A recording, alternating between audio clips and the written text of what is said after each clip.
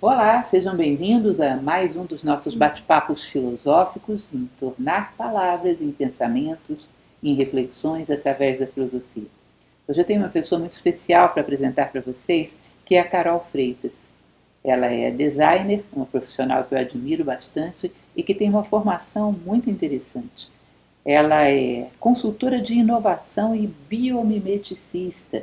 Vamos explicar e vamos conversar sobre isso hoje, esse conceito que no Brasil está começando a ser melhor conhecido agora.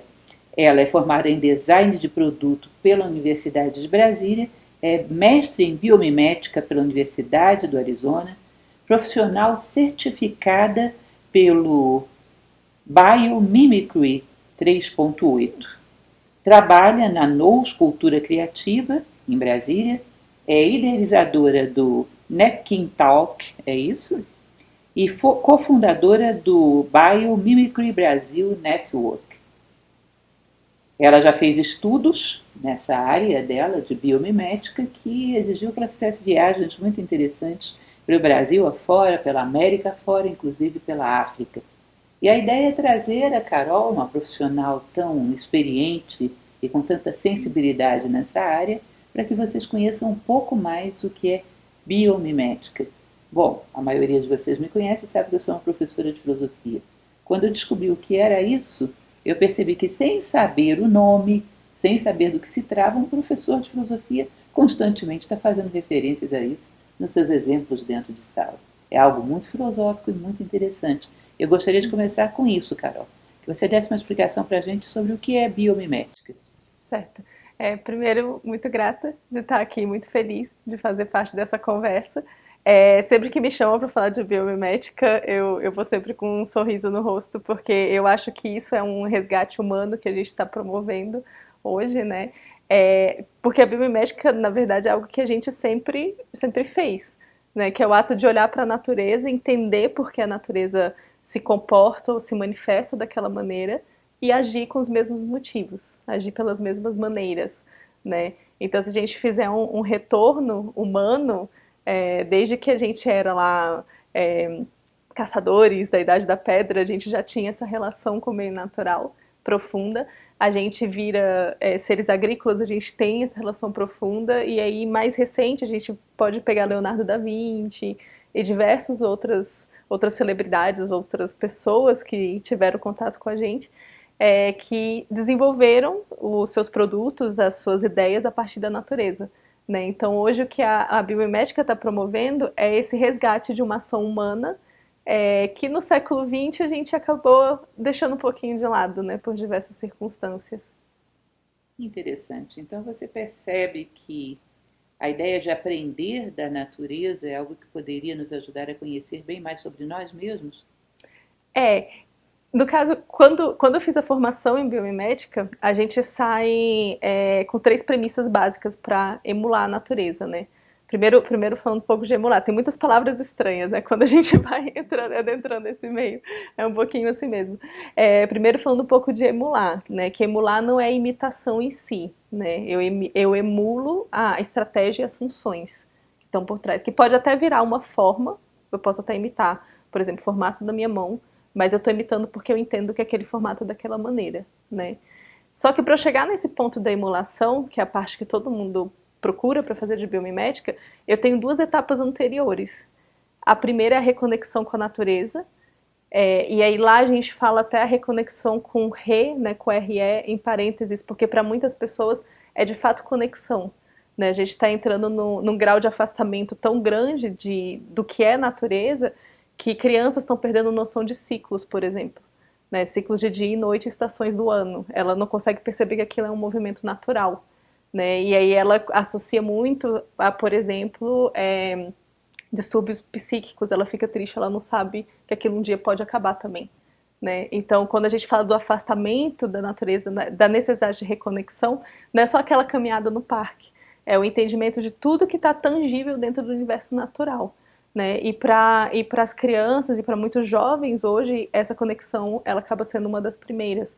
Eu brincava muito assim na adolescência, eu tinha amigas que não sabiam, na pré-adolescência, né, que não sabiam que o leite da caixinha vinha de uma vaca. E aí, quando eu descobri, eu falava, ai, que nojo, né? vem de uma vaca. Mas é um alimento vivo, né? Que vem de outro ser vivo, assim como você também é um ser vivo, né? Então acaba que a era pós-moderna afastou muita gente e às vezes essa reconexão ela é o início mesmo, ela é uma conexão. Então essa é uma etapa anterior fundamental para fazer no processo de emulação, senão a gente vai ler a natureza sob o nosso ponto de vista atual. Isso é muito perigoso. Né? A gente vai olhar para a natureza e vai achar que ela se comporta porque a gente quer que ela se comporte daquela maneira. Né? Então essa etapa da reconexão ela é fundamental. E antes dessa etapa de reconexão vem uma etapa que a gente chama de ethos, que é a filosofia, né? Que é a parte ética de todo esse desenvolvimento.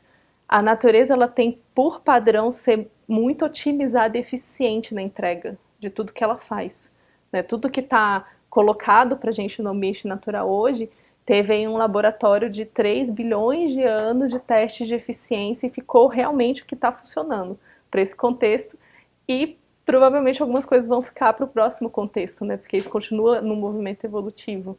Né? Então, se eu não entendo que existe toda uma construção e que tem uma questão ética no meio disso, no sentido do que eu posso me apropriar do meio natural, eu acabo tratando uma floresta como o meu supermercado. Então eu vou lá assim, eu estou precisando de tal serviço, eu vou pegar isso daqui. Agora eu vou pegar isso. E aí são termos sutis que a gente vê até mesmo dentro do ecologismo, no sentido de explorar as funções da natureza. A exploração em si, ela já é um termo pesado quando a gente fala dessa relação, né? Então a ética, a filosofia, ela vem com um ponto primordial, que é o trabalho de entendimento do que eu sou quanto humano, da minha relação com a natureza e de como que eu posso progredir dentro disso, né, para não cometer os erros do passado e trazer os acertos do passado para o presente também. Então ela tem uma questão fundamental ali do início. E aí sempre que as pessoas falam, cara, eu quero trabalhar com biomimética, eu falo, legal, começa a estudar aqui esses filósofos naturalistas, vai fazer prática de reconexão, e aí, quando você começar a desenvolver isso, a gente conversa sobre a parte de emulação. Porque a mecânica, ela não resolve o problema. Sim, eu vivi uma experiência que eu acho interessante quando a minha filha era pequena, que um dia estava tendo uma campanha de economia de água, que por muito tempo a gente passou por isso, né? E a guriazinha chegou um dia em casa muito irritada. Bravinha, você conhece ela, né? Chegou muito irritada em casa. Ela disse, mamãe, a minha coleguinha disse que não precisava economizar água porque o pai dela podia pagar.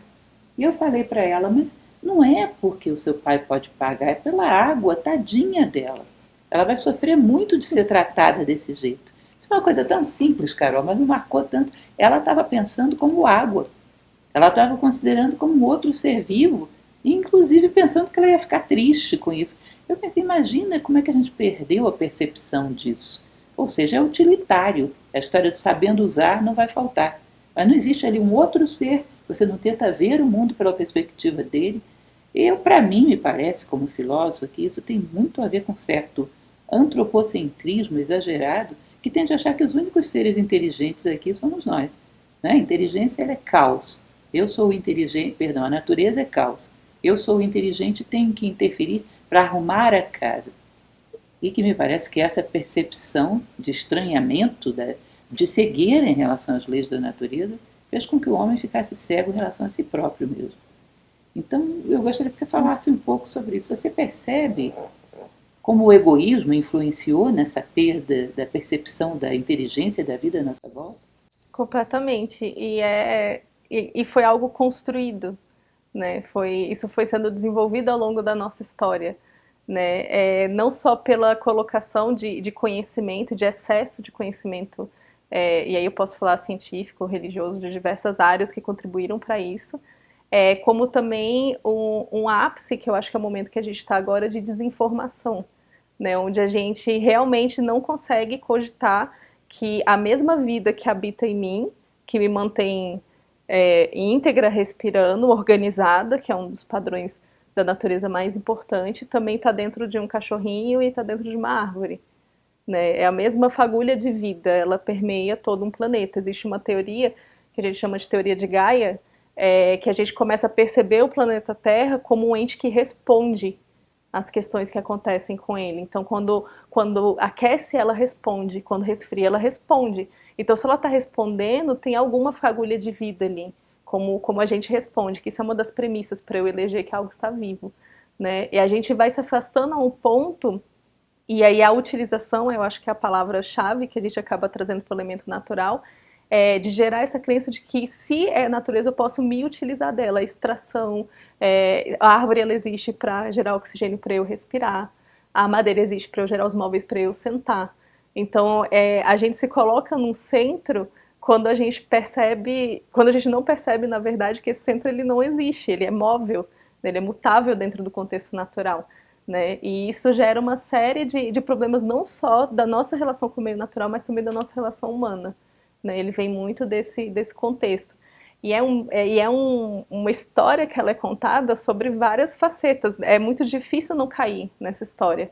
É, né? Muito difícil. Então, se a gente vai no meio científico, a história que a gente ouve é que a gente está no ápice evolutivo. A gente é o mais bem adaptado do planeta. Logo, a gente está no topo. Né? Só que a gente não considera que esse momento, esse recorte histórico que a gente está tendo agora, ele vai continuar.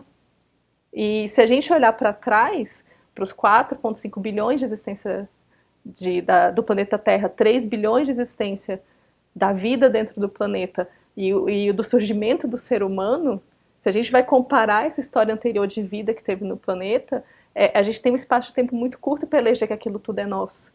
Né? Então, na ciência, a gente acaba criando essa história. Na religião, se distorce também essa história, porque não é assim que é contado. Né?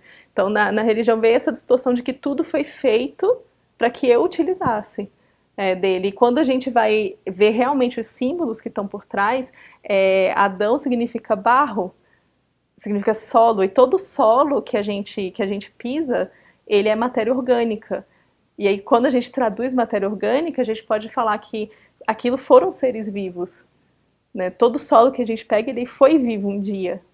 Né? Ele é uma composição, e mistura minerais e outros aspectos, mas aquilo foi vivo um dia. Né? Foi uma planta, foi um animal, foi um ser humano, foi algo vivo. E a gente desconecta de toda essa relação, inclusive dentro do universo, aí no caso aqui, religioso cristão. Né? A gente vai interpretando muito ao pé da letra. Então, tudo foi feito para o meu usufruto. Né? Então, eu posso usar. E se acabar, é porque tinha que acabar mesmo. Né? Eu não preciso ter nenhum controle sobre isso. E todas essas mecânicas faz com que a gente evite a reflexão sobre o que a gente está criando no meio. Né? O impacto que a gente tem no meio e o que o meio tem na gente. E que isso retorna. Se eu crio uma relação de utilização com o meio natural e eu começo a eliminar espécies e gerar monocultura, eu vou ter só um tipo de nutriente. Quem vai padecer, primeiro vai ser o meu corpo. Depois eu vou começar a padecer também mentalmente, porque a fome, a desnutrição, não vou conseguir processar normalmente como eu conseguiria dentro de uma biodiversidade que é necessária para a fisiologia humana. Então, no fundo, a gente desconecta ao ponto de acreditar que é como se fosse um objeto mesmo, que eu pudesse utilizar, retirar, extrair e não ver que esse ciclo a gente está totalmente imerso dentro desse ciclo. Né? Essa utilização hoje, esse enxergar a natureza como algo que é utilizável, eu acho que é uma das coisas mais críticas e mais complexas que a gente faz isso. E é uma das coisas que a gente também está extrapolando para o universo humano. Então, se eu posso usar, extrair e me desenvolver a partir de uma estrutura natural que é viva, eu também posso fazer isso com outro ser vivo, com igual ao meu. Eu posso me apropriar, usar e usufruir como um meio também. Isso. É a ideia de Kant, né? Que não existe nada mais imoral do que tomar um ser racional como meio. Eu diria que é mais do que um ser racional. Ou tomar a vida como meio. Eu achei muito bonito aquilo que você disse no início, porque dá para fazer um monte de elaborações. A ideia de que ao se isolar, deixar de ver os ciclos na natureza, o homem esquece que ele também é natureza e deixa de ver e entender seus próprios ciclos. Nós estamos agora presos dentro de uma estranheza em relação ao que acontece dentro de nós e sem encontrar saída. Recentemente eu fiz um trabalho sobre um livro indiano, que é o Karika Purana, onde se passava uma história de Shiva mostrando o ciclo da vida, o sadhana, as passagens pelos ciclos do Dharma, mostrando uma perfeita interação dos ciclos pelos quais toda a vida transita. e a impossibilidade do homem entender a si próprio sem entender essa lei que está por trás de todas essas expressões que acontecem até na mínima partícula. E é dramático essa questão da gente não saber a saída para o drama do ser humano. O índice de depressão, o índice de suicídio. E aí eu gostaria de compartilhar com você uma história que provavelmente você conhece, que depois vai gerar uma pergunta. Existe um médico, psiquiatra, Dr. Dixon Chibanda, não sei se você já ouviu falar, que ele percebeu, bom, no país onde ele vive, havia uma quantidade enorme de depressivos e ele só tinha, junto com ele, mais 2 psiquiatras, 3 psiquiatras dentro de um país. Ele, sem ter recursos, não havia como trazer mais psiquiatras, ele resolve pegar as senhoras, são as chamadas avós do Zimbábue, aquelas velhinhas, analfabetas, sem nenhuma formação. Ele começa a fazer reuniões com elas e ensinar o método básico terapêutico que ele utiliza e colocar essas senhoras nas suas comunidades tratando os doentes depressivos. Carol, essas avós do Zimbábue hoje são um exemplo que está sendo replicado em Estados Unidos, em vários países da Europa. Elas têm um índice de remissão de sintomas maior do que o dele. Ele fez 2 grupos modelo, o índice de remissão delas é maior do que o dele. Então é interessante como é que ele percebeu que essa sabedoria de vida seria perfeita, colocando um pouquinho de técnica para poder dar maior eficácia, inclusive para avalizá-las, porque senão o pessoal não a respeitaria, né? E utilizar essa sabedoria, o que sabe uma senhora analfabeta que viveu no campo? Tem uma interação muito profunda com a natureza, e portanto conhece muito da natureza humana. Essa era uma história que eu queria te contar, compartilhar contigo e também te perguntar uma coisa. Pelo que você me falou, não existe uma área de conhecimento humano que não se beneficiasse com essa história da biomimética. Você acha que esse conhecimento hoje tem penetrado mais em alguma área em especial? Tem alguém que está mais sensível a isso? Quem é que está usando mais essa concepção hoje? Ou ainda é meio estranha para todo mundo? Ela ainda é relativamente estranha para todo mundo. Existem, eu gosto sempre de falar assim, que eu acho importante, existem outras abordagens de natureza também. Né? Além da biomimética, a gente tem a biofilia, a bioinspiração, a bioempatia, a bioliderança. A gente tem diversos bios, né, que várias áreas estão usando. Mas da experiência que eu tenho, as áreas que estão trazendo essa abordagem com maior índice de reflexão humana, que eu acho que é um ponto que é interessante, são as áreas de negócio. E aí é um pouco chocante. Eu também fico um pouco relativamente chocada, porque a arte ainda não entendeu como trabalhar com uma questão da natureza. A gente tem movimentos de land art, a gente tem vários espectros dentro da arte, mas isso é muito voltado a uma questão de conservação e de sustentabilidade. Então a gente tem um nicho ali, que é preservação ambiental, e aí esses artistas trabalham ali. E isso vai desenvolver da mesma maneira para os designers, engenheiros, para várias áreas criativas. Então, o designer que vai se interessar por biomimética, por exemplo, é um designer que trabalha com sustentabilidade. O que não tem sustentabilidade no core, ele não trabalha com uma questão ecológica, ele não vai olhar para a biomimética. Como se só se aplicasse aquele setor. Só pode aplicar naquele setor. E aí, o que o pessoal na área de negócio tem feito, que tem me chamado a atenção, é desplugar um pouco da questão da conservação ecológica, que ela é importante, mas ela é uma parte desse ecossistema, e mostrar para a sociedade assim, olha, se a gente começar a tratar esse ente inteligente, se a gente começar a atuar em conjunto, a gente está falando de uma formação de riqueza, e aí a riqueza não só econômica, mas também de conhecimento, de relação, de empirismo enorme, muito maior do que se a gente trabalhar uma relação extrativista. Né? Então está começando um diálogo que iniciou pelo meio científico e está passando para a área de negócios. E aí esse é um patamar que me chama a atenção, porque ele está rompendo a barreira dos nichos. Então a gente vai pegar uma empresa que não necessariamente tem um viés ecológico, que vai querer aplicar biomimética porque entende uma melhoria da eficácia e começa a repensar a relação dela com a natureza a partir disso.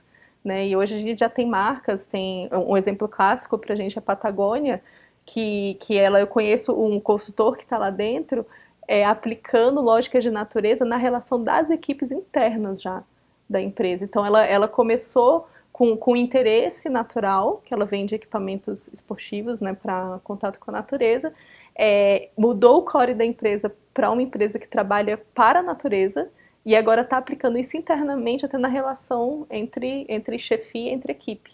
Então, essa capilaridade que o mundo do negócio está conseguindo trazer para a biomimética, para a bioinspiração, é o que mais me chama atenção, que mais tem me atraído. E tem vindo muitas teorias interessantes dessas relações, né, das organizações regenerativas, do próprio design regenerativo, dos superorganismos, né, que são elementos naturais que agem como um só. Inclusive, nós somos superorganismos. A gente utiliza da organização social como um mecanismo, mas antes dessa organização social, a gente tem como uma regra de espécie, né, inteira dentro do planeta. Dá pra fazer um outro episódio só de superorganismos, porque dá pra... minha vontade de falar um bocado, mas Estamos aprendendo muito. dentro desse espectro, assim, os negócios eles têm trazido teorias diferentes e têm rompido um pouco essa barreira de que só pode falar de natureza quem é ecologista, né? Então esse nicho ele pode expandir e isso vai ser benéfico inclusive para o ecologista, né? Eu poderia dizer então que o mundo de negócios está percebendo que ele ganha mais aprendendo da natureza do que simplesmente explorando. Sim. Isso é fantástico, né? Agora é interessante porque nós precisamos de soluções. Não sei se você percebe que nós estamos na época do impasse. O conhecimento humano, quer individual, quer social, está cheio de impasses que a natureza poderia nos ajudar.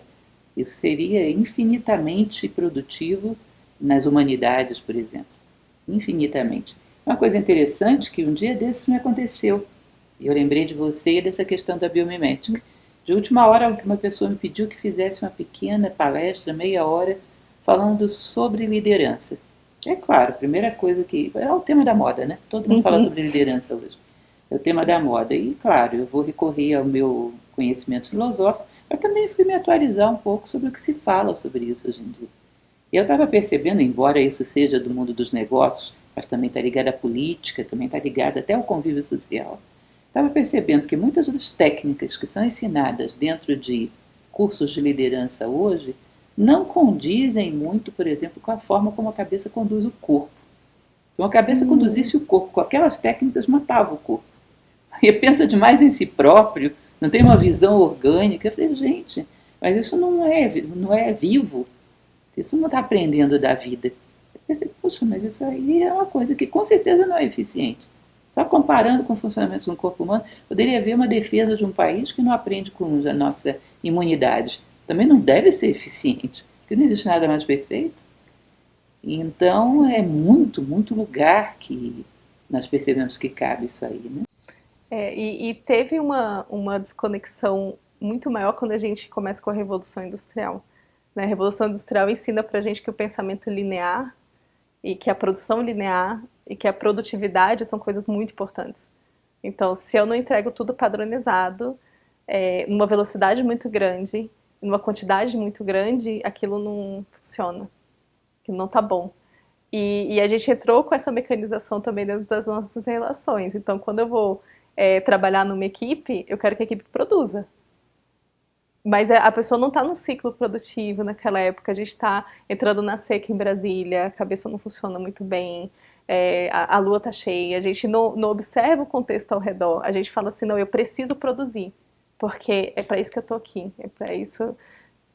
Vamos balancear esse ciclo, vamos ver. Às vezes aquele dia não é para você produzir, aquele dia é para você refletir. E aí no dia seguinte você vai conseguir produzir mais. Porque se a gente pegar um ciclo da natureza, a produtividade ela vai acontecer em etapas. Tem seres vivos que produzem durante o dia e repousam à noite, e seres vivos que produzem à noite e repousam de dia. Então, os ciclos eles vão acontecer sempre. Conhecimento profundo, né? Da maneira como a natureza integra tudo, né? Cada um sendo aquilo que é. Muito interessante isso. Uma coisa que eu percebo, não sei se você concorda comigo, eu estou falando como filósofa, entendida do assunto aqui é você. Mas eu percebo que em qualquer conjunto onde você envolva seres humanos, falta muito a ideia da unidade, que é o que faz dar certo tudo na vida. Qualquer sistema ele funciona porque está todo mundo pensando no todo. Aí você pega um sistema humano, cada um quer tirar o melhor para si. E o todo é transitório. Você está disposto facilmente a abrir mão dele para ir para um outro conjunto onde você se tenha melhores vantagens pessoais. Platão, que você conhece muito bem, para quem não sabe, Carol também é filósofa, portanto tem um embasamento muito forte da filosofia por trás disso. Ele dizia que Quando não há um sentimento de unidade, a divisão vai esfarelar aquele conjunto até a última partícula, que aí o espírito da divisão vai fazer com que tudo que desintegra prepondere sobre aquilo que une. Eu acho, particularmente, que isso é um dos melhores aprendizados que a gente poderia retirar da natureza. Né? Hoje é difícil um sistema humano que contemple a unidade como prioridade.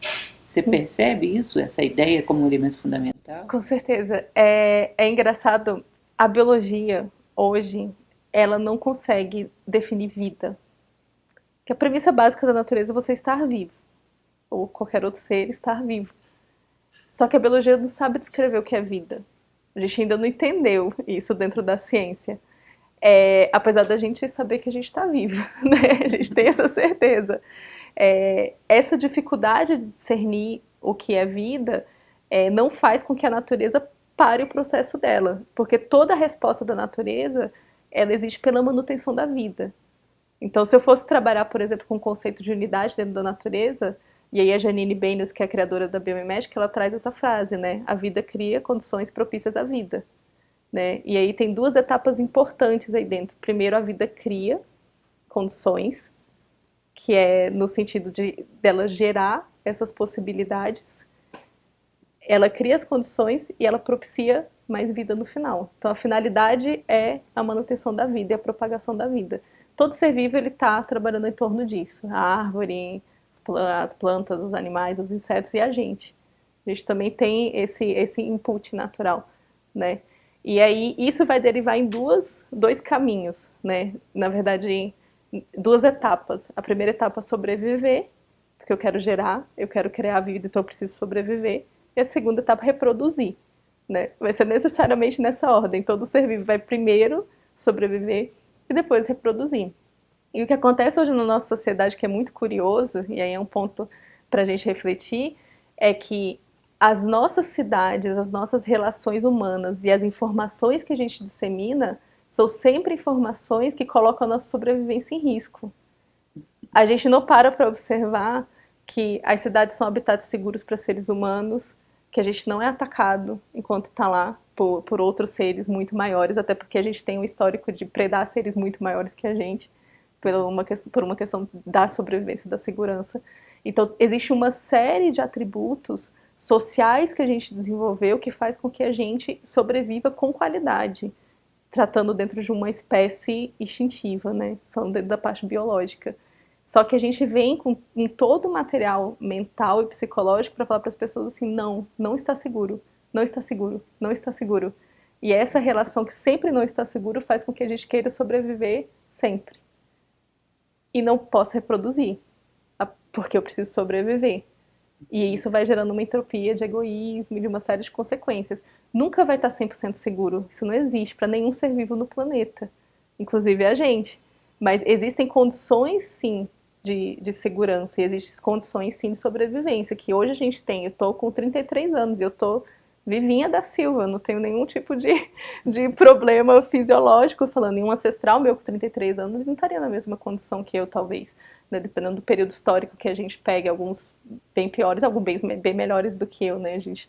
Essa história ela precisa ser revista também, mas hoje a nossa condição, a condição de boa parte dos humanos, e aí a gente tem realmente as pessoas em situação de vulnerabilidade, é uma relação de sobrevivência, só que quando eu insiro aí dentro uma história de que Insegurança a gente está generalizada. uma insegurança generalizada, eu não consigo olhar para finalidades. Eu penso só em mim, porque eu tenho que sobreviver a essa selva de pedra, eu tenho que sobreviver a esse sistema econômico, eu tenho que sobreviver, né? E aí eu acho que é um ponto que é muito pessoal, que é aquele ponto que você para e fala assim, tá, eu vou sobreviver, mas isso não quer dizer que eu vou ter conforto, isso não quer dizer que vou ter uma vida de férias, que isso é minha sobrevivência. Eu vou doar tudo que eu puder. Aí a gente entra na segunda etapa, que é a reprodução. Eu vou doar tudo que eu puder para constituir a minha humanidade, que é a minha espécie aqui dentro. É o que eu vim aqui para fazer. Eu vim para ser humana, não vim para ser planta, não vim para ser bicho, né? Então eu começo a pensar numa questão que vai além de mim, que vai além da minha sobrevivência, que às vezes acaba envolvendo, inclusive, a minha finalização quanto pessoa, para manutenção dessa espécie. Então, eu reflito muito sobre isso, né? As cidades, Os nossos sistemas de informação, eles estão sempre repetindo isso pra gente. E sempre fazendo com que a gente não queira reproduzir nossas ideias, a gente não queira... Que aí, quando eu falo de reprodução, não precisa ser necessariamente física, né? A gente pode falar dela em todos os planos. Quando você percebe, eu sempre reflito um pouco sobre isso. Um sistema como organismo humano, isso para um filósofo, o corpo humano é uma festa de exemplos dessa natureza. Porque quando você tem uma célula que não pensa no todo, só pensa em si, isso é uma célula cancerosa. E ela tende a levar todo o corpo à destruição, inclusive ela mesma. A mentalidade que nós temos social, onde cada um pensa apenas em si, é uma mentalidade altamente cancerosa. Então é como se fosse um organismo que sofre uma doença autoimune. Ele está sempre atacando a si próprio. Possibilidades de isso gerar condições de expansão, de procriação, como você fala, são muito limitadas. Mas é impressionante como é que não se faz ponte entre uma coisa e outra. Como é que o ser humano ele cria um ponto cego, onde não aceita aprender com certas coisas. Existe uma instância através da qual a informação vem. Fora disso, da natureza a gente não aprende. Você não pode aprender do pássaro que canta na sua janela de manhã. Você tem que aprender quando você senta dentro de uma sala de aula e existe alguém com a disposição de ensinar. Essa limitação do aprendizado do ser humano, como é que você acha que a gente pode gerar uma sensibilização para as pessoas voltarem a ver? Dentro desse espectro da natureza, eu gosto de trazer um tema que se chama naturalismo, né? Que é o resgate de um pensamento, e aí é um pensamento, a gente vai lá para uma origem bem sutil mesmo, de que a natureza pode ser uma resposta, que eu acho que é hoje a etapa que a gente está, né? Quando eu falo de biomimética, e aí não só no Brasil, no mundo inteiro, a gente tem muita dificuldade de inserir o tema biomimética como uma resposta, isso está acontecendo porque o contexto ainda nem está identificando a etapa anterior, que é esse termo que eu estou trazendo, né, do naturalismo, que é começar a considerar a natureza como uma resposta, né, para que a gente consiga desenvolver. E aí eu vejo três aspectos muito importantes para esse início desse pensamento, né, para a gente começar a desenvolver prática, para começar a chegar na biomimética. É toda uma construção que tem que ser feita, né? São três aspectos. O primeiro, sol, conexão solar, não só pelo ato de estar fora, né, tomar sol todos os dias, olhar para o sol, perceber essa existência de cosmo, né, que vai além do nosso planeta. Essa é uma coisa. E a segunda também vem pela nutrição, porque toda o alimento que a gente come, ele veio do sol, né? A primeira entrada de energia que a gente tem na cadeia alimentar é pela planta e ela se abastece de sol, né? Então essa relação solar ela é importante. E aí entra ritmo circadiano, acordar cedo, acordar com o sol, dormir com o sol, olhar para o sol, ter essa relação, ela seria a primeira. O segundo ponto que eu percebo é a relação com comunidade. O ser humano ele não nasceu para viver isoladamente. E aí isso vem muito da depressão, das síndromes do pânico que a gente vê hoje, vem em decorrência dessa crença de que a gente deve ficar sozinho, que a solitude ela é saudável. Isso não está escrito no nosso DNA. Se eu falar cientificamente, a gente sempre viveu em comunidade. E isso vai no espectro além das formações sociais, que são mecânicas para que essas comunidades coexistam, né? Então, se a gente pegar uma pessoa independente, mesmo que ela tenha muitas habilidades de sobrevivência na selva, e a gente deixar ela sozinha, o tempo dela dentro do habitat natural é mínimo, e não por causa do habitat, mas porque ela está sozinha. Porque se eu colocar ela com mais 3 pessoas, eles vão sobreviver, né? Então, o ser humano ele nasceu para ter relação, né, humana um com o outro. Por isso que a gente é um superorganismo, né, que a gente chama, que é esse fato da gente se identificar como uma coisa só, né? Então, esse resgate da comunidade é muito importante. E aí, a história que a senhora contou sobre as senhoras do Zimbábue, né? Ela é fantástica porque ela reflete isso, o resgate da relação da comunidade, porque isso era um papel das mulheres e de alguma sociedade, homens mais velhos, essa condução da parte psicológica e mental das pessoas, integrar, né? todas as idades, né? Dar Exatamente. E aí, então, o segundo ponto, comunidade, e o terceiro, movimento. Né? Todo ser vivo se move. A gente tem um termo na biomédica que a gente chama de equilíbrio dinâmico. Então, o equilíbrio estático ele não existe. Né? Se ele está equilibrado é porque ele está em movimento. né? Nada está estático, nem mesmo um ser vivo que morre, ele começa a entrar em decomposição imediatamente. Então ele entra no ciclo, ele vira terra que vai nutrir o outro ser vivo e isso não acaba. Né? E, então essa relação do movimento, e aí na nossa sociedade a gente traz a inércia como um bônus, como uma coisa muito favorável, muito positiva, né? De ficar sem fazer nada, ficar sentado sem fazer nada. A gente vê isso como uma recompensa, né? E o movimento ele é uma parte fundamental também da natureza. Então eu vejo muito como esses 3 pontos como o início de desenvolver um pensamento sobre a natureza. Aí dá pra gente começar a estudar a natureza, aprofundar, e a filosofia é um canal perfeito para isso também. É, muito interessante o que você estava falando, me recordou uma ocasião em que um médico, baseado numa estatística, ele falou o seguinte: existe uma estatística que diz que em torno de 2 anos após a aposentadoria, muitas pessoas falecem. Ele levantou uma tese, que eu não estou dizendo que seja verdadeira, mas eu achei interessante. Ele diz: as pessoas várias vezes ao longo da vida dizem, quando eu me aposentar não vou fazer nada. Colocar os pés para cima não vou fazer nada. E ele diz, olha, elas programam o corpo, porque não fazer nada, então se ela morreu. E você está dizendo, nem morto, né? O corpo continua o seu ciclo, e se houver mais alguma coisa além do corpo, também. Ou seja, a gente se programa para algo que a gente não sabe muito bem o que está pedindo. Mas eu queria te fazer uma provocação, te colocar contra a parede, porque o que eu percebo é que existe uma integração que a biomimética está procurando do ponto de vista do espaço. E do ponto de vista do tempo, você já parou para pensar sobre isso? E se você considera, por exemplo, um filósofo como Marco Aurélio, ele dizia que não existe acaso no espaço, mas também não existe no tempo. Ou seja, nada acontece ao homem que não seja próprio do homem.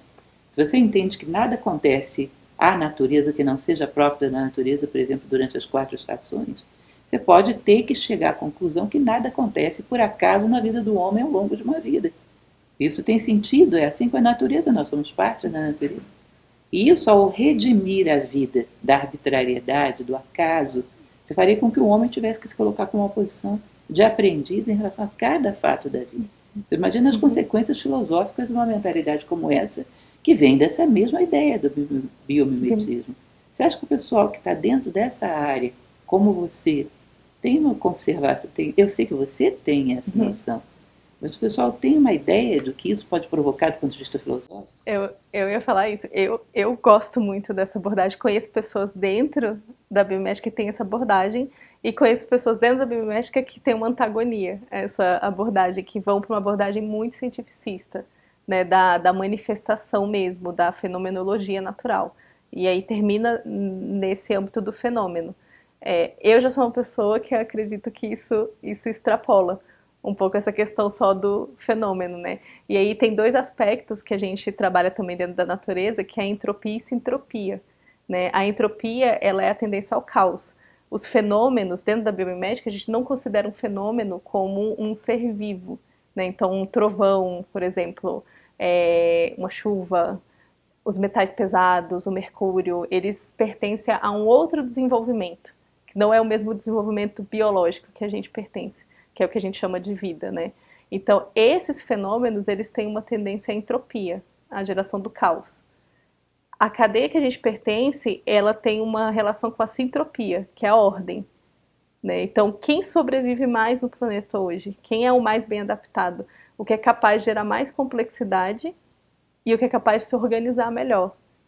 E aí a gente entrou dentro dessa esfera, não só fisiologicamente, que aí não é um mérito nosso, é um mérito que foi construído, mas também mentalmente. A gente consegue se juntar e desenvolver uma coisa que a gente chama de inteligência coletiva, que é eu somo minha inteligência com a sua, que soma com de todo mundo que está aqui, e a gente desenvolve uma 10ª inteligência que não pertence a nenhum de nós e a gente consegue gerar algo novo. Então, nossa capacidade organizativa, ela é muito fundamental dentro desse espectro da natureza. Então, eu chamo muito de acaso o que a gente ainda não reconheceu. Porque O acaso nada mais é do que a medida da nossa a ignorância, medida da... segundo Henri de Exato. Poincaré. Né? Exato. Porque eu posso ter um acaso lá dentro da entropia, dentro das cadeias dos trovões, da tempestade. Posso, porque lá no caos, né, isso tá previsto para acontecer dessa forma, mas eu não sou fundamentada disso. Né? Tem Aí dá pra gente entrar em várias viagens, né? Eu tenho pedaços estrelares em mim, a gente entra naquela parte do cosmos, né? Que a gente é composto de vários elementos químicos que compõem todo o universo. Então eu tenho uma relação ali, mas a nossa linhagem é uma linhagem sintrópica, né? Então quanto mais organizado e quanto mais reconhecimento a gente tem dentro dessa relação da ordem, mais sucesso a gente tem. E aí sucesso a gente pode extrapolar também para vários sentidos, né? É interessante porque eu não posso deixar de ouvir você e fazer mil relações dentro da minha cabeça. Se você for considerar a filosofia indiana, a estrutura da religião hindu, Shiva é o senhor da entropia, porque ele realmente destrói as coisas para renovar num outro patamar. E talvez até isso que a gente chama de entrópico seja uma necessidade da natureza para desmontar um patamar de experiência e recriá-lo em outro, como uma primavera nunca é idêntica à outra. Ela é destruída e reconstruída no outro patamar de experiência. Então, quando você pega uma noção, que eu acho muito bonita, de um antropólogo do século passado chamado Mircea Eliade, ele diz o seguinte, que o sagrado é a função de dar sentido. Tudo aquilo que tem um sentido, que é compreendido como necessário, ele é sagrado. O caos nada mais é do que aquilo que a gente se recusa a integrar e entender como experiência. Então, até aquilo que a gente chama de entropia é uma necessidade de desfazer a experiência num patamar para recriá-la num patamar de consciência mais elevado. Tá? Que é o papel de Shiva na mitologia indiana. E ao entender, a gente torna até os desastres, até aquilo que é aparentemente incontrolável, como uma coisa válida e pensada dentro de um sistema maior. Com certeza, é a relação do equilíbrio dinâmico. Então, eu venho com a entropia para gerar sintropia e aí a gente começa esse ciclo. Os dois são necessários dentro do elemento da natureza, com certeza. E coloca isso na esfera psicológica. Imagina a criança, ela acha que a prova de matemática é catastrófica. Para quem neutralizou, está num patamar de maturidade maior, sabe que aquilo é uma perfeita necessidade para ela sair desse nível de aprendiz e chegar a esse nível de aprendiz. Agora, a postura disso, lato senso, de considerarmos esses interregnos, esses intervalos aí, como necessários, embora catastróficos, mas necessários para a reconstrução da harmonia, imagina isso diante dos problemas da vida, diante das fases psicológicas que vivemos. Como é que isso permitiria dar ao homem uma capacidade de, a palavra da moda, resiliência, né? De passar adiante das experiências? Né? Então, eu realmente espero que essa mentalidade chegue a mais e mais gente. Você hoje tem sentido nos jovens que você tem transmitido, que eu sei que você é uma educadora, passa isso adiante, você tem sentido neles essa sensibilidade de perceber o número de aplicações que isso pode ter? Sim, sim, bem mais latente e bem mais rápido do que eu vejo com outras idades, né? Os jovens, eu acho que como eles foram crescendo dentro de um contexto que não está favorecendo muito, principalmente o jovem que está iniciando uma carreira agora, ele está dentro de um contexto econômico e social que não favorece muito, ele para e ele olha e fala assim, tá, eu preciso de um lugar para me fundamentar, porque tá, aqui na sociedade eu não dou conta, na política eu não estou dando conta, na ciência eu estou dando conta, onde é que eu posso me fundamentar? Então a natureza ela está vindo muito, não só como uma resposta, mas como alguém que acolhe esse movimento que o jovem está passando agora. Né? Então eu tenho visto uma latência muito grande de jovens não só querendo estudar mais, mas também colocando plantas em casa, colocando imagens de elementos naturais, querendo ter relação com comunidades indígenas, de conhecer as origens humanas. Eu tenho visto esse movimento com muita força dentro da juventude. E eu estou aproveitando, claro, né, para emergir junto com eles e aprender e a gente começar a construir isso. E uma vez eu vi uma pessoa falando algo, trabalhava com jovens, e ele dizia o seguinte, o que a minha geração, era uma pessoa mais ou menos da minha idade, isso eu realmente vivi, o que a minha geração na juventude tomava como revolucionário era se meter em política. O que essa nova geração está tomando como revolucionário é aproximar-se da natureza. E isso realmente a gente vê acontecendo. Agora, essa passagem de não só fugir da problemática do mundo atual e se refugiar na natureza, mas aprender na natureza para resolver, para trazer isso para o mundo atual. Ou seja, comprometer-se em entender a natureza e reproduzir o método dela no nosso mundo atual. Você está achando que eles estão tomando essa consciência? Não posso dizer que eles estão totalmente conscientes, mas eu vejo que eles têm uma potencialidade de conectar esse mundo, né? Porque também não dá pra gente virar hippie, né? Ir para uma comunidade e vou viver em contato com a natureza. Legal. E rejeitar completamente as cidades e falar assim, não, aquele movimento não funciona. Porque hoje a nossa espécie criou a cidade e a gente depende intrinsecamente do urbano. E se não entende, vai reproduzir isso lá no meio da floresta. Exatamente, vou tentar levar para a floresta uma relação que ela é de cidade. Então a chance que a gente tem não tem como eu misturar os dois. Não tem como eu rejeitar e desconectar os dois. Então vamos começar a fazer uma tradução desses elementos, né? Vamos começar a ver como que a gente consegue trazer um elemento daqui para lá.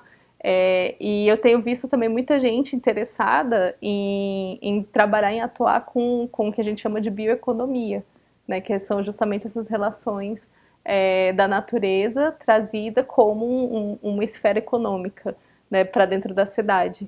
Essa questão de olhar para a natureza não como uma extração, mas como um ente inteligente, vem muito desse movimento. A agrofloresta é um movimento muito jovem, a agricultura urbana também são movimentos muito jovens, né, que tem acontecido e que tem trazido pílulas de como isso pode acontecer. Então eu não vejo que são todos, tem muita gente que é muito mecanizada e está muito no digital ainda. E tem que ser construída também essa parte, né, para um futuro tecnológico, né, que a gente vislumbra, mas eu tenho visto também esse grupo que olha para o contexto natural e fala assim, tá, vamos construir essa parte tecnológica, mas vamos lembrar desse pedaço aqui. Né? Eu tenho visto vários grupos que têm trazido isso como uma resposta. Uma provocaçãozinha para você. Nossa sociedade, pelo menos, bom, eu sou uma brasileira de 55 anos, não me recordo, ao longo da minha vida, de ter visto um nível tão atritivo, onde as diferenças separam, como esse que a gente vive hoje, 2019, Brasil. As diferenças são fatores de atrito muito profundo. Quando esse jovem penetra dentro de uma floresta como a amazônica, a biodiversidade, como você falou, é enorme. E as diferenças não opõem, complementam. Você tem visto alguém fazer uma ponte entre uma saída para essa questão social, da exclusão das diferenças, dos rompimentos de amizades, de famílias, em torno de posições políticas, que às vezes não justificam isso, a composição da diversidade com respeito mútuo, onde um contribui para a vida de todo mundo. Você tem visto alguém fazer uma ponte nesse sentido, que para mim é um ensinamento maravilhoso da biomimética? Eu sempre relaciono muito isso, o momento social que a gente vive com biodiversidade. Né? Tem dois movimentos naturais, a gente tem a biodiversidade e a biomassa. O hemisfério norte, ele se pauta na biomassa, que é eu vou ter menos espécies e vou crescer em volume. É a minha estratégia de sobrevivência às variações climáticas que acontecem no hemisfério norte. Como as nossas variações climáticas elas são mais contidas, a gente está mais ou menos no centro, né, de faixa do planeta, a gente responde ao nosso contexto gerando várias manifestações diferentes. Então eu vou ter espécies de sapo que tem 23 indivíduos. 23, só 23 sapinhos compõem aquela espécie. Né? Então é muito fácil até de eu eliminar aquela espécie porque ela é tão pequenininha, né? Então aqui dentro do hemisfério sul a gente vai responder à diversidade do contexto com a biodiversidade, né? Com a variação de expressão e de respostas ao contexto. E eu comparo isso muito com o movimento que a gente vive, que é perceber que existem sim diferenças, mas que se essas diferenças não têm de novo trabalhar a vida gerando condições que propiciam a vida, elas vão gerar uma pluralidade que aí vai para o viés lá da célula cancerosa. Né? Então é muito tênue essa linha. A diversidade ela é positiva, contanto que ela aponte para um ponto comum. No caso da natureza, de gerar vida. Que eu acho que é isso que está faltando, esse laço, né, social que a gente fala assim, tá bom, somos todos diferentes mesmo, né? Legal, demoramos aí alguns milênios para entender isso, né? Alguns milhares de anos, 70, 80 mil anos para entender isso. Mas vamos começar a amarrar esse laço aqui em cima, porque senão a gente desmorona, né? Quanto indivíduos. Né? Vamos começar a trabalhar um pouco mais com essa relação entre a gente do que só nossa, né? Só individual, né? No pior sentido do egoísmo mesmo, né? Então eu vejo que falta um pouco esse laço. Não tenho visto uma pessoa que tem levado essa mensagem, falado assim, olha, vamos tentar fazer isso. Eu não conheço assim um case de alguém que esteja fazendo isso, mas tenho ouvido muito isso como desabafo de pessoas jovens que eu tenho contato. Aprendendo a ver, né? Às vezes vai fazer uma trilha, a pessoa no meio da trilha começa a chorar porque ela percebe que tem uma infinidade de espécies ali naquela floresta e elas coexistem. Por que a gente não coexiste? Aí a menina começou a chorar. Ela teve essa epifania durante a trilha. E aí, gente, legal, vamos fazer um ciclo, vamos debater isso, né? Veio. Então, eu tenho visto que tem pessoas que têm recebido isso. E elas têm falado um pouco, mas a mecânica que a gente criou, ela é muito dura, ela é muito difícil de mudar. A mecânica social que a gente embutiu no nosso sistema de cidade, ela é muito rígida e muito difícil de ser Uma alterada. mentalidade que ainda vai cobrar muita dor para desmoronar, né? Para ser revista. E talvez a resposta esteja aí nas micro-revoluções, né? A natureza, ela não trabalha com usinagem, ela não pega um bloco, recorta e gera uma mesa. Ela começa com uma pequena célula que gera outra e constitui todo um ser vivo, né? Então ela começa com coisas muito pequenininhas, né? Então eu tenho gostado muito das micro-revoluções, das micro-atitudes, de 3 pessoas ali pensaram sobre aquilo. Eu falo, legal, começamos. Né? Então, mesmo que seja muito pequenininho, essas inserções elas podem mudar no futuro. Existe uma frase que é até um pouco lugar comum, mas eu acredito nela, que diz que os grandes homens não foram aqueles que despertaram um dia e fizeram grandes coisas, mas aqueles que fizeram coisas pequenas todos os dias. Uhum. Se é que isso é assim para um ser humano, deve ser assim para a humanidade também, né? A natureza não dá saltos, isso é muito provável. É uma mudança de mentalidade. Agora eu queria colocar para você uma ideia que eu tenho que é um pouco bizarra. Não Tá? sei se você já pensou em alguma coisa parecida, mas uma coisa que me deixou intrigada a partir de uma observação em loco que eu fiz. Morei algum tempo perto da Mata Atlântica e moro quase toda a minha vida em Brasília, como você sabe. Você percebe que existe, de uma certa maneira, acho que até um pouco inconsciente, uma absorção dos padrões da natureza pelo homem? Você percebe no homem, por exemplo, nordestino que vive na Mata Atlântica, uma tendência, uma exuberância e uma proximidade maior do que, por exemplo, do brasiliense que vive dentro do cerrado, que é um pouco isolado, um pouco a tendência a ter uma distância prudente das pessoas à sua volta. Você acha que inconscientemente o homem absorve os padrões da natureza? Sim, sim. A gente vive os mesmos padrões, né? A gente só não reconhece. Mas o nosso corpo e boa parte das nossas sensações estão totalmente imersas dentro dos ciclos naturais. Então essas lógicas e esses padrões elas vão integrar, né? Dentro da biomédica a gente mapeia os padrões naturais, né? A gente chama isso de princípios da vida. Então é como se fosse um guia que todo ser vivo usou para responder aos fenômenos naturais do planeta, né? Que é o que vai gerar lá a nossa sintropia e nossa ordem. Então tem todo um guia. E quando a gente vai lendo as características que estão lá, que são características que geram sucesso, por exemplo, um dos padrões é evoluir para sobreviver. Então, o que me mantém sobrevivendo é a evolução. Eu tenho uma melhoria contínua de tudo que eu estou fazendo.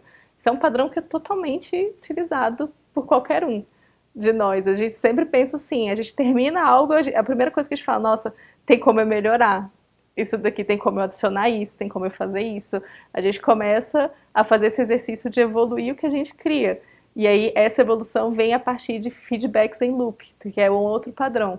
Então a natureza ela trabalha sempre com loops de feedback. Então se eu toco o meu braço, eu estou gerando feedback entre o meu braço e a minha mão, que gera uma série de outros feedbacks. Então a gente vai ter padrões desses que vão ser repetidos. Então eu acho totalmente natural que a gente replique, inclusive a estética e inclusive a forma que a natureza também se expressa, né?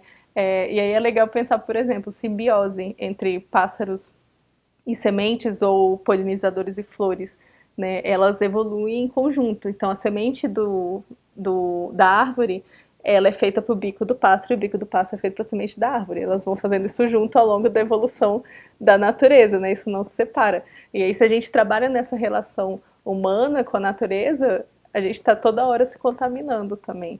Então, isso quando a gente extrapola numa frequência mundial, a gente vê que tem muita relação, sim. É interessante. Então, pela semente, você poderia deduzir mais ou menos como é o bico dos pássaros que vivem por Sim, ali. principalmente no cerrado, que é a estratégia de sobrevivência das árvores Então, não aqui. estou tão louco em olhar para o cerrado e ver um pouco do perfil dos brasilienses. Uma coisa que eu acho muito bonita, mais uma vez comentando um livro que é o Karika Purana, perdão, da tradição indiana, a síntese do livro é o seguinte: a deusa, que é Maia, a deusa da vida, ela não permite aos seres, isso é algo que é uma lei, não é permitido aos seres permanecerem sendo aquilo que são.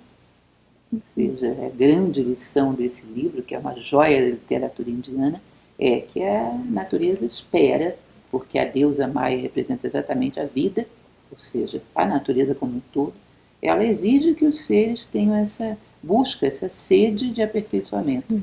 Eu acho isso incrível porque, de uma certa maneira, um padrão cultural no qual a gente vive fechou isso.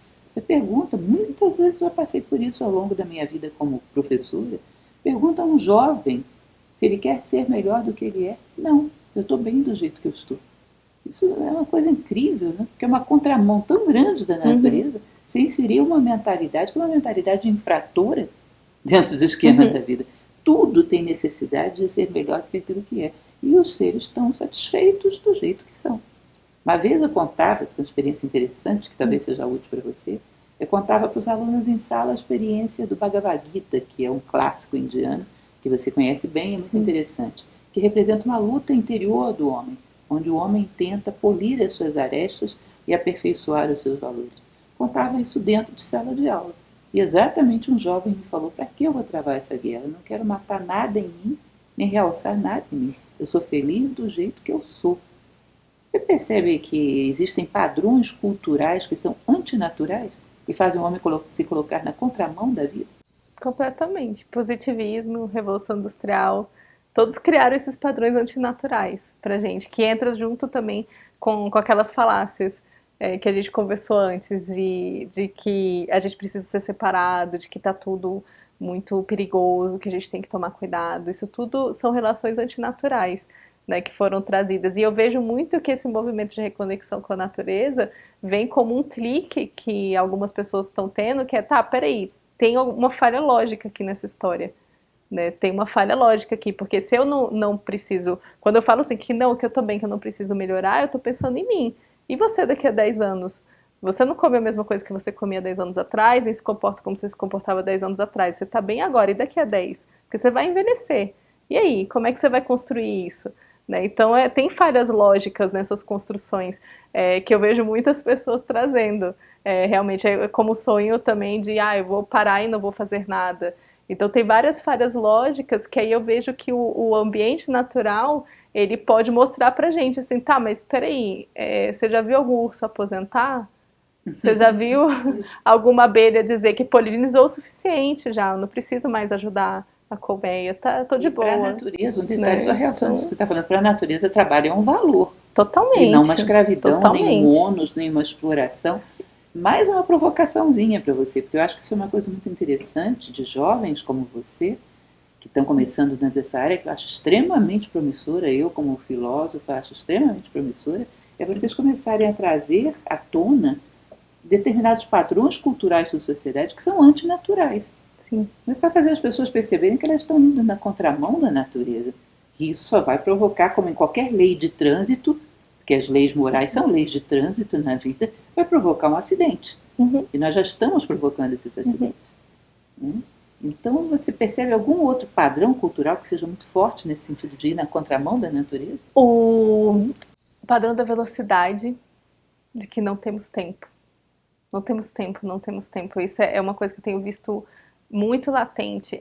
Eu faço mentorias, né? Eu trago um pouco desses padrões da natureza para que pessoas consigam organizar e refletir ao longo disso na vida profissional delas. E uma das queixas que eu mais ouço das pessoas é essa: eu não tenho tempo. Elas falam assim, eu queria fazer tal coisa, mas eu não tenho tempo. E aí eu paro e falo, será? Será que você não tem tempo? Vamos ver como é que é a sua rotina.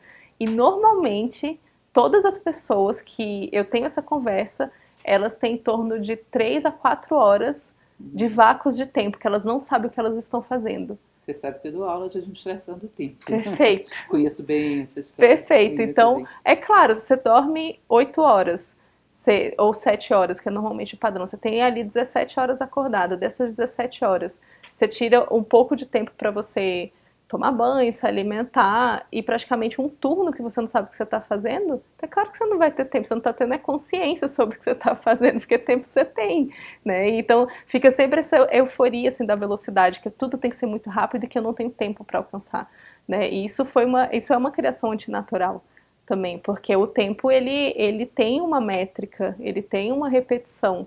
E se você precisa desenvolver uma certa atividade, e aí é uma outra coisa que eu vejo também com um padrão muito perigoso na questão do empreendedorismo, de que a gente pode trazer o futuro para o presente, realizar, potencializar, ganhar muito num curto período de tempo. As coisas levam tempo para ser construída, então vai demorar um ano, às vezes vai demorar 10 anos para que você esteja no ponto de dizer que você sabe sobre alguma coisa. Então esse respeito ao tempo é uma coisa que eu vejo dentro do pessoal mais jovem que ele não existe mais. Então são muito ansiosos, são muito nervosos, estão o tempo todo falando que não tem tempo e estão passando 4 horas no WhatsApp ou no Instagram ou em alguma outra distração, né, em relação ao padrão da vida. E aí, em curto tempo, trabalha fora do horário, perde qualidade de vida e aí entra num ciclo que aí a pessoa realmente não vai ter tempo. Né? Então, tem isso eu vejo hoje também uma relação muito complexa e muito perigosa e muito antinatural também de aceleração e de crescimentos fora do padrão. Né? Como se a gente quisesse que um bebê nascesse com 5 anos, porque eu não quero ter que ficar alimentando ele durante esse período. Muito chato ter que fazer isso. Então, assim, vamos potencializar para essa pessoa crescer rápido. E é um outro padrão que eu vejo também que estão fazendo com crianças muito pequenas. Né? Tratam crianças de 1 e 2 anos como se elas tivessem um tipo de racionalidade, de potencialidade de uma criança de 6 e 7. Ela não tem. Ela pode ser muito espertinha, porque ela tem muito estímulo ali, mas ela não tem a maturidade ainda. A maturidade leva tempo. Então, essa relação com o tempo eu vejo como um aspecto antinatural que a gente tem penado um bocado aí e tem levado a várias patologias que a gente tem visto também. Concordo com você, acho interessante, inclusive, porque você vê que a natureza ela trabalha no sentido de obter, como você falou, a sua sobrevivência, a sua perpetuação, ou seja, ela tem um sentido nas suas transformações. Nós aceleramos o tempo e não só aceleramos, mas como também não temos um sentido claro. Não é o sentido de agregar valor. É o sentido simplesmente de se livrar daquilo que é desagradável, daquilo que é considerado, segundo o nosso gosto, humanos. Ou seja, acelera ainda por cima na direção errada. E uma outra coisa que é interessante, que eu chamo a atenção para você também, é a questão da competição. Sim. De que a vitória tem que ser calcada sobre a derrota de outros, que é um dos elementos terríveis dentro da sociedade. É o que na tradição tibetana se chama de heresia da separatividade. Né? Você imagina um sistema natural, vivo, onde um tenha que depender da morte de todo mundo para poder preponderar? Ou seja, uma espécie que ele extinguir a outra para preponderar? Você percebe, eu pelo menos não entendo tanto quanto você, mas não me parece natural isso. O que você acha? A competitividade dentro da esfera da natureza, ela é um mecanismo. Então, em algumas situações, eu vou gerar uma competitividade, principalmente gerações de trocas energéticas muito grandes, que é, por exemplo, uma caça, né, um grupo de leões caçando um cervo, por exemplo. Né? Nesses espectros eu vou gerar competitividade no nível muito pequeno, muito sutil, e onde eu tenho uma grande troca energética. Isso vai precisar acontecer dessa forma. Mas quando a gente sai dessa visão e olha num todo, a natureza ela é essencialmente colaborativa. Então, ela usa como uma métrica, não como a finalidade. O problema humano é que a gente colocou a finalidade na competição. Então, eu gero, por exemplo, profissionais competitivos porque eles dão mais resultado. Né? Então, a competição eu vejo que ela vem de um outro padrão antinatural, que é a maximização. Que eu preciso aumentar sempre, eu preciso crescer sempre, eu preciso ser o melhor, eu preciso ter muitas coisas, preciso ter muito dinheiro, eu preciso. A gente gerou a maximização no início, acreditando que isso supriria todos os nossos problemas. E não supriu. A gente continua tendo pessoas com fome, a gente continua tendo problemas estruturais, a gente continua tendo pessoas antiéticas, a gente tinha essa relação de que a maximização resolveria. Isso vem da Revolução Industrial.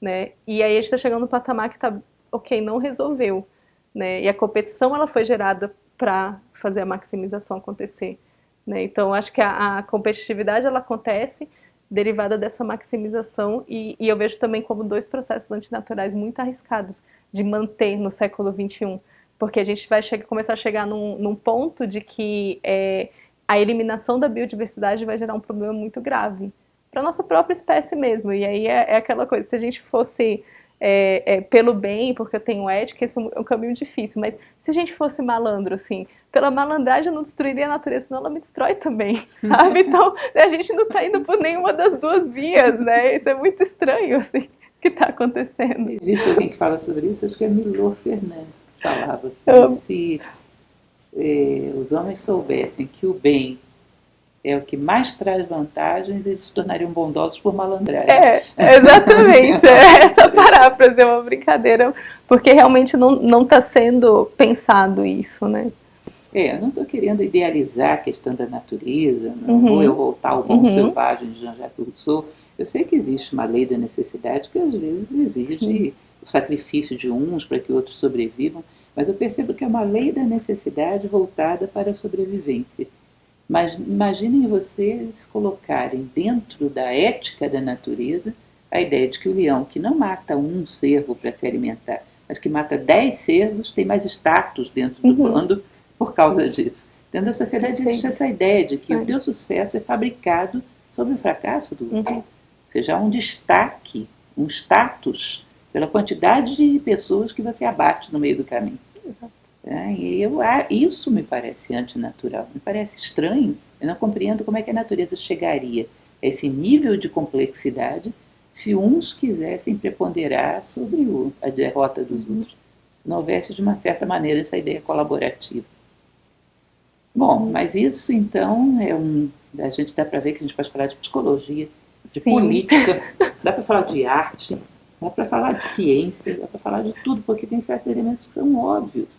E que se você vai lá atrás nas tradições filosóficas, eles já estavam falando isso. Já estavam falando, existe uma necessidade de encontrar não só a natureza, de harmonizar não só o espaço, mas também o tempo. E tem gente que vem falando isso há milênios. Né? E evolução para a filosofia é evolução de consciência. As coisas sempre estiveram aí, a natureza sempre esteve aí, e agora a gente está aprendendo a ver. E isso é realmente uma maravilha. Isso sim é uma re-evolução, porque já houve quem visse. E nós estamos voltando a ver. O que você diria, o que você poderia me dizer a respeito de o caso mais bonito que você conheceu na sua vida, de aprendizado útil para a tua vida a partir da observação da natureza? Assim, aquilo que mais te tocou. Ai, tem algumas histórias. Teve um episódio, tem vários contos sobre a natureza engraçados, interessantes que dá para trazer, mas eu acho que é legal trazer para cá um conto muito pessoal, uma coisa muito íntima que aconteceu comigo na minha última sessão de biomimética, que foi na África. A gente ficou 5 dias com teto livre, contato mais próximo com uma cidade era 40 quilômetros de terra, né? Então realmente era bem imerso em meio natural. E era em Botsuana, e naquela região é proibida a caça, né? Então os animais silvestres, elefantes, hienas, girafas, elas iam para o nosso acampamento sem a menor cerimônia. Eles apareciam lá, que era o contexto deles, né? Então era como se fosse um zoológico ao contrário, sabe? A gente estava lá tendo aula, daí de repente vinha um elefante, assim, entrava dentro. E aí aconteceu justamente esse episódio, um elefante macho começou a se aproximar demais do acampamento, e a gente estava tendo aula, 3 da tarde, aquela suadeira da savana, e a gente começou a achar super legal no início, né? Bacana o elefante vindo na nossa direção. Mas ele começou a chegar perto demais. A gente começou a ficar um pouco tenso, né? E aí, assim, o único refúgio que a gente tinha eram os carros. Só que se a gente começasse a correr pro carro, em pânico, alguma coisa assim, ele ia ver pequenos serizinhos correndo para dentro de algo maior. Isso ia atrair a atenção dele. Então o guia veio e falou assim, façam um círculo. Né, todo mundo bem comprimido, bem juntinho, porque o elefante ele não vê muito bem, né? E quando a gente se juntar, o nosso cheiro se mistura. Então isso é uma forma que eles fazem há séculos para despistar os elefantes, né? E esse elefante ele chegou muito perto da gente, muito, assim, ao ponto assim, eu senti o cheiro dele, assim, era muito perto, né? E eu tava numa esfera para fora desse ciclo e eu só ficava pensando assim, se esse elefante virar a cabeça com o marfim, ele mata todo mundo que tá nesse grupo. Eram uns quase 30 pessoas, ele mataria todo mundo. É uma força absurda, uma musculatura enorme, uma imensidade em todos os sentidos, né? Ele passou pela gente, ele deu a volta, ele olhou, ele se afastou e ele virou de frente de novo. E quando ele virou de frente de novo, ele abriu as orelhas, assim. E pra mim foi como se ele dissesse assim: eu sei que vocês estão aí, mas eu sei que vocês estão tranquilo, então eu não vou fazer nada também. Mas vocês também não fazem nada comigo, beleza? A gente tem um trato. Foi como se fosse um trato naquele momento. Eu sei que várias pessoas tiveram uma catarse depois daquilo. Várias. A gente sentou no chão e a gente ficou assim, num estado de choque, né? De perceber assim, o tanto que a gente é inteligente por um lado e frágil por outro. Do quanto que a gente gerava dúvida se ele tinha percebido a gente ou não. Um grupo falou assim, é claro que ele não percebeu. E outro grupo, ele percebeu sim. Ele estava olhando para mim. E aí começou um conflito humano ali por causa daquela relação. E eu só conseguia pensar assim em todo o desenvolvimento que a natureza teve para gerar um ser tão forte, tão grande, e um outro ser tão pequeno que se haja tão forte e grande, e colocar desses dois em confronto ali por 30 segundos, né? Era só isso que eu conseguia pensar assim, o tempo todo, né? De como a natureza ela gera esses episódios pra gente, ela tá o tempo todo fornecendo chances que a gente perceba o mundo de uma maneira diferente, né? Então, depois disso, eu passei alguns meses sem poder olhar para elefante, porque se eu olhasse um elefante, eu chorava. Assim, eu olhava uma foto de elefante, eu olhava o YouTube com o elefante, eu olhava o elefante, eu chorava, porque trazia para mim todo aquele momento, aquela reflexão, né? E eu acho que até hoje eu estou tentando entender o que aconteceu naquele dia, né? Naquele encontro, assim, e nas reações que a gente teve, né, dentro do nosso grupo e com ele, né, e com tudo que aconteceu. Acho que esse foi um dos episódios mais marcantes que eu tive. Muito bonita a experiência e forte, muito interessante. Eu vivi uma história muito simples, nada parecido com encontrar elefantes. Mas que para mim foi muito interessante também. Quando eu fui a Belém do Pará, fui para fazer Nova Acrópole para dar aula, me deram um cravo. Existe uma característica muito forte em cidades da Amazônia, que não dá para você comprar flores, porque o calor não permite que elas vivam nem um dia inteiro. Mas esse cravo em especial, que alguém me presenteou, ele durou quase uma semana. Isso foi uma coisa muito interessante. Um dia eu estava sentada em cima da minha mesa, estudando, e eu olhei para ele, foi uma fração de segundos. Me deu uma sensação de que nós éramos dois postos de ação de algo maior, algo divino no mundo. Eu olhei para ele e falei com você, aguenta aí, companheiro, que eu estou aguentando aqui. Eu estou solidário com a tua briga contra a dissolução, contra o tempo, contra o caos. Você está no seu posto de luta, eu estou no meu. Eu me senti solidária com ele. Sabe? Aguenta firme, eu estou com você, você está comigo. Como se nós fôssemos dígitos de algo maior, lutando contra as mesmas forças, sabe? Contra o mesmo caos, contra a mesma diversidade. Em essência, é um ser só. Aguenta firme, eu te entendo. Eu estou no meu posto também lutando. E foi um segundo, mas eu não tenho ideia como é que isso deu uma possibilidade de perceber as coisas de forma diferenciada a partir daí. Eu acho que tudo isso tem a ver com esse mundo que você está desvendando aí. Mais do que a África, você está desvendando uma área da consciência humana que adormeceu e que agora está querendo voltar a despertar. Estamos, né? Estamos. Cada um de nós no seu posto. Eu sei que a filosofia também tem sido muito útil para você. Com certeza, com certeza. Eu acho que a filosofia que abriu, ela me deu todas as chaves para eu poder entender isso com mais profundidade e entender a ciência como uma mecânica, sair dela. Ela foi fundamental para o processo, ela é o solo para mim. Vivo, né? Orgânico. Vivo, orgânico, completamente. É isso, Carol. Eu agradeço muito pela sua participação. Bom, para mim é uma aventura, uma descoberta que você me proporcionou. Muito tocada por tudo que você me permitiu ver e torço muito pelo seu trabalho. Tá? Parabéns e que você tenha muito sucesso. Muito obrigada. E para aqueles que estão nos assistindo, está aí uma nova possibilidade que nós não conhecíamos antes. O quanto a natureza é um livro aberto, quanto podemos aprender com ela. A vida é toda dotada de sentido. Muito obrigada pela participação de vocês e até a próxima.